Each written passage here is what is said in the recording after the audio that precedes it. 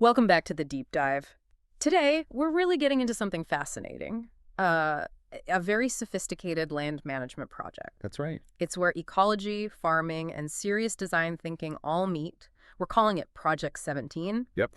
Basically, taking a valuable working farm field and turning it into this incredibly planned, multi-stage wildlife sanctuary. And this deep dive really lets us see the bones of that process. It's advanced stuff. We're not just talking about, scattering a bit of seed around. No. The sources really frame this as a master plan. And the landowner actually has a background in landscape architecture. So they came at this very intentionally, designing every single piece, food, water, cover. Yeah. So really aiming for optimal conditions, really targeting mature white-tailed deer. So our mission today is kind of trace how that thinking developed, right? We need to unpack the ecological choices, the financial ones too, Big one. across these 4 phases, and see how every decision, down to the specific type of oak tree or how they planted it, was all meant to influence deer behavior and, really critically, make it easier for the hunter to get in there without spooking them. It's really the ultimate example of thinking like your target species, designing for them, but also for yourself. Absolutely. But okay, before we jump into the new 17-acre project, we need to set the scene a bit. Project 17 didn't just happen, did it? No. It grew out of years of work, successes, and lessons learned on the original property, about 60 acres next door. So what were the basics they tackled first on that original piece, the fundamentals? Right, the first parcel was all about getting those 3 pillars secure: food, water, cover. Water was actually the easy part. Oh, really? Yeah, there was already a hidden 1-acre pond deep in the woods. That was a huge plus, already taken care of. Gotcha. So the big early challenges were the cover and the food. And the source mentioned the existing timber gave what, average cover? Meaning tall trees, shady, but not much happening down low. Exactly that. Mature canopy blocks sunlight. No sun, Yeah. no low-level growth, none of those important forbs, the good leafy weeds deer browse on. Right. So the solution was the first kind of bold move: a very careful, selective timber harvest. Timber stand improvement, they call it. Okay, hold on. That sounds backwards. You want more cover, so Yeah. cut trees down. It does sound weird, but it's highly strategic. You take out the less desirable trees, maybe invasive species, stuff like that. Yeah. That opens up the canopy, lets the sun hit the ground. Oh. And boom, you get an explosion of natural food and cover plants down low where deer need it. Plus, and this is key, that timber harvest actually paid for itself, How so? generated income. That money then funded the next wave of habitat work. It's a win-win, really efficient. Smart. Okay, so cover addressed. What about food on that original land? The early plots were small, right? Like old logging variant? Yeah, maybe just little clearings. The deer were basically just using the woods as a bedroom. Correct. Before commuting off the property every evening to eat in the neighbor's big corn and soybean fields. Not ideal if you want them sticking around. Not at all. So that led to the next big step around 2005.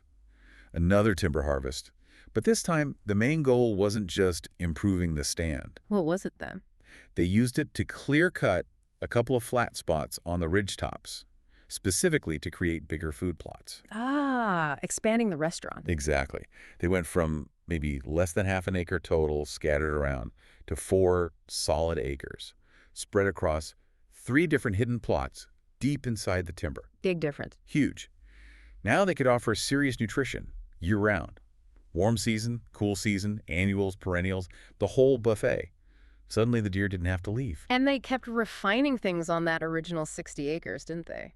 Mention hinge cutting. What does that do exactly for structure? Yeah, hinge cutting is pretty sophisticated. You partially cut through a tree trunk, maybe halfway, 2/3, and then push it over carefully so the bark, the cambium layer, stays connected. The tree often stays alive, or parts of it do. Okay. But now it's lying horizontally.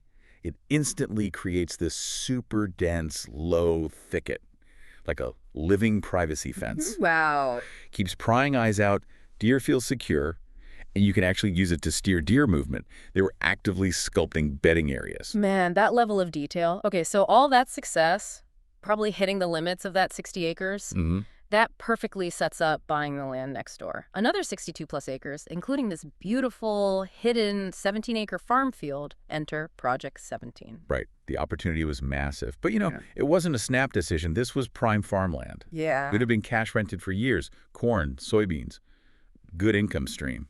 The owner even said they felt a tinge of guilt taking it out of production, thinking about the generations of work it took to clear that land way back when. Absolutely. It wasn't just spare land. It was productive ag land. Represents a real financial shift. But they justified it. Yeah, took solace, the source says, knowing it had produced food for decades. Now the focus just shifted from commodity crops to, well, ecological production, wildlife. And that landscape architecture background came into play before they did anything. Critically. Yeah. They spent a lot of time finalizing the design on paper because they knew if you mess up the execution of a big landscape plan, especially with trees, it could be a very expensive mistake that takes decades to fix or maybe never gets fixed. So plan had to be rock solid before the first shovel hit the dirt. Okay, let's dig into that execution. Plan finalized in 2019. Phase 1 kicks off, establishing the core. The long-term sanctuary, 5 acres, right in the middle of the field. Smack in the center. And the tree choices here were super specific, mostly oaks, different varieties. Super acorns, obviously. Long-term food. Yep, acorns, potential timber value way down the road maybe. But the really clever bit, they picked oak species known for holding on to their dead leaves through winter. It's called marcescens. Marcescens. Okay, why is keeping dead leaves all winter and into spring so important for a deer sanctuary? It's all about immediate and lasting cover. Think about it. Most deciduous trees drop leaves in November, right? Yeah, bare sticks all winter. Exactly. Offers almost zero visual screen for months. But these oaks, they hold those brown dead leaves tight until the new green leaves push them off in spring. So they provide a screen. A vital visual and physical screen. All through winter, early spring when deer feel most exposed. So this 5-acre block right from the start acts like a dense, scrubby, early successional field. Provides that immediate security cover. That's the image, isn't it? Mature bucks feeling totally safe, bedded down under those leafy low oaks during the day. That's the vision. Total seclusion. And the beauty is that kind of thick, secure cover should last for several decades. Yeah. The source estimates. Buys a lot of time before it becomes a more mature woods. Okay, fascinating core. Now let's move outward to the edges. Phase 2 involved installing this functional trail system around the perimeter, like a fire break. This is where the engineering aspect really shines. Oh yeah, super efficient design, multi-purpose. It basically built a permanent path, a vegetative path, planted with a mix of perennial clovers and chicory. Okay. And this path runs completely around the edge of that central oak planting. Separates the trees from the native grasses they plan to plant later. And you said multi-purpose. What are the main functions? Function 1. Fire control. It's literally a green fire break. If they ever need to do a controlled burn on the grasses or even in the sanctuary. Stops the fire. Stops the fire cold. Yeah. Function 2, food. It's a constant source of high-protein forage. Clover and chicory. Deer love it. Right. So a deer bedded in those oaks is never more than, say, 100 yards from a high-quality snack bar. Nice. And the third purpose? Access. Access, the crucial covert access. It allows a hunter to sneak around the entire edge of the project, totally hidden by the surrounding cover, assuming you watch the wind. Of course. To get into position downwind of anywhere inside that 17 acres, it's built-in stealth. Building the access trail into the habitat plan itself. That's smart. Now, technically, planting perennials like clover and chicory in spring, that can be tricky, right? They grow roots slowly, weeds can just swamp them. Huge challenge. Aggressive annual weeds will absolutely dominate if you're not careful. So how did they tackle that? Classic nurse crop strategy. First step, absolutely essential. Kill everything already growing there. A thorough spray with glyphosate. Clean slate. Okay. Then, when they seeded the clover and chicory, they also seeded wheat. Lightly, though, about 40 pounds per acre. Wheat, okay, explain how the wheat helps the clover. What's the nurse part? The wheat pops up fast, provides quick structure, and critically just enough shade to suppress the worst of those fast-growing annual weeds. But it's seeded thin enough that it doesn't completely choke out the little clover and chicory seedlings underneath. Lets them get established. Does the wheat offer anything else? Yeah, later on, the ripe seed heads provide food for birds, turkeys, other stuff. And then the final step is just mowing it at the right time later in the season. Mowing clips the wheat. Clips the wheat straw, opens up the canopy over the clover path, and let the clover and chicory, which have now put down roots, really take over and dominate that pathway long term. That's brilliant, using a temporary annual to shield your long-term perennial investment. Okay, let's shift to the other parts of Phase 2 and into Phase 3. More food diversity, more structural cover. Let's talk food plots. Right. So beyond the clover trail, they designated specific areas for food plots. The biggest one, the main focus, was the West Cove. Okay. Plan there was a standard corn and soybean rotation. Pretty common. But again, the detail is what matters. When they planted soybeans, they used this clever two-brand approach. 2 brands of soybeans in the same plot. Why? If they're planting regular production beans anyway, why add complexity and cost with that second type just on the edge? Does that tiny strip really make a difference? Oh, it absolutely can. Because they're playing a timing game. They're targeting a specific deer behavior window. Oh, so? Okay, in the main body of the plot, standard Roundup Ready production beans. Bred for yield, they usually turn yellow and drop their leaves fairly early in the fall. Right. But on the outside edge, like 3 planter passes wide, maybe 24 feet, they planted special Roundup Ready forage beans. Forage beans, different genetics. Totally different. Bred specifically to stay green much, much later into the fall, often well into mid-October, even after a frost or two. So when those first cold fronts hit in early October, the time when mature bucks really start cruising. Exactly. That outside edge is going to have the greenest, most attractive food right there bordering the sanctuary cover. It's pure draw power. Yeah. A magnet, timed perfectly. Yeah. And the other plots just added more layers. The Northeast Cove, for instance. Yeah. Got planted initially with a cheaper, kind of quick and dirty mix. Soybeans, cowpeas, sorghum, buckwheat, stuff like that. Good nutrition for summer antler growth, fawn rearing. But not the main hunting season draw. No. The plan was always to till that under later and replace it with a really diverse, cool season annual mix for the fall hunting season. Keep things changing, keep the nutrition high. That layering approach continues into phase 3, right? The native warm season grasses, 7 acres of them. Yep, critical structural element. We're talking the big 3 native grasses. Switchgrass, Indian grass, big blue stem. These things get tall. 6, 7, even 8 feet high. Wow. And this provides a type of cover that's often missing on properties. The key thing here is how they grow. They're bunch grasses. Bunch grasses. How's that different from, say, lawn grass or pasture grass like fescue? Why does that matter for wildlife? Big difference. Fescue, lawn grass, they form a dense mat, a sod. Right down to the ground, it's thick. Okay. Bunch grasses grow in distinct clumps, separated by small open spaces at ground level. So if you were a deer or a rabbit or a turkey chick, looking down at the ground, it's not a solid wall of grass. It's like a network of tunnels, open travel lanes between the clumps, but completely hidden from above by the tall grass canopy.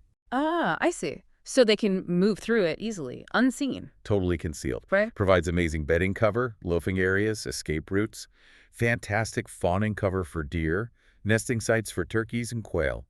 It's a game changer for security. So it's not just cover, it's functional space within the cover. Precisely.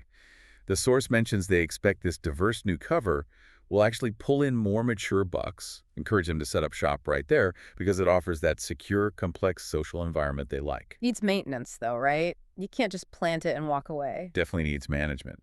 The plan includes periodic controlled burns, starting probably after year 3 once it's well established. By burning? Fire is crucial for maintaining native warm season grass stands. It removes the dead thatch, stimulates new growth, controls woody encroachment little trees trying to get started, and knocks back competing cool season grasses or weeds. Keeps the stand healthy and vigorous long term. Okay, we've got the oak sanctuary core, the clover access trails, the strategic food plots, the tall bunch grass screens. Phase 4. How does this all knit together for the real goal, successful ethical hunting? Phase 4 is really about those final tweaks and capitalizing on the design. It involves turning over that northeast plot from the summer mix to the cool season annuals, like planned, and establishing one more new small plot down the southeast corner, maybe with a different blend, again, brassicas or something, just maximizing that late season food diversity. And the whole layout, all these pieces, seem designed to create a specific travel flow, funneling deer towards one area. That's the absolute core strategy.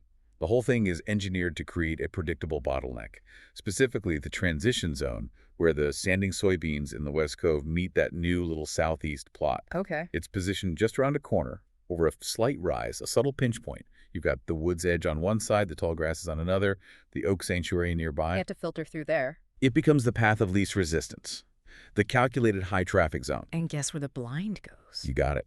A tower blind, placed perfectly to cover that pinch point. Downwind for the prevailing winds, easy bow range. It wasn't just about maximizing the habitat acreage. It was designing the habitat to complement the natural lay of the land, the topography, and create predictable movement patterns. So they built this amazing home for deer and simultaneously built the perfect low-impact way to hunt those mature bucks that live there. Just incredible foresight. Yeah, and the designer knows the work isn't done. They fully expect to be a student, as the source puts it. Observing, seeing what works, what needs adjusting over the years. It's dynamic. What a journey. From a flat, tillable field to this incredibly layered system, using nurse crops, bunch grasses, these leaf-holding oaks, zoned food plots, all designed to work with deer behavior. It really hammers home that proper habitat design forces you to think on multiple timelines, doesn't it? How so? Well, you're planning annual food plots for maybe 4 months of attraction this fall. But you're also planting oaks, whose main benefit, that marcescent leaf cover is critical now, but whose acorn production or timber value is decades away. You're managing the immediate and the long term. That long view is really something. Okay, considering all that planning, the investment, the ecological shift in Project 17, here's something for you, the listener, to think about. How will those essential long-term maintenance actions, like the planned periodic use of controlled fire on the trails and grasses, how will that fire regime itself fundamentally change the soil, the microecology, the whole underground life of that 17-acre parcel, say 10 or 20 years from now? Long after anyone remembers the corn and soybeans that used to grow there?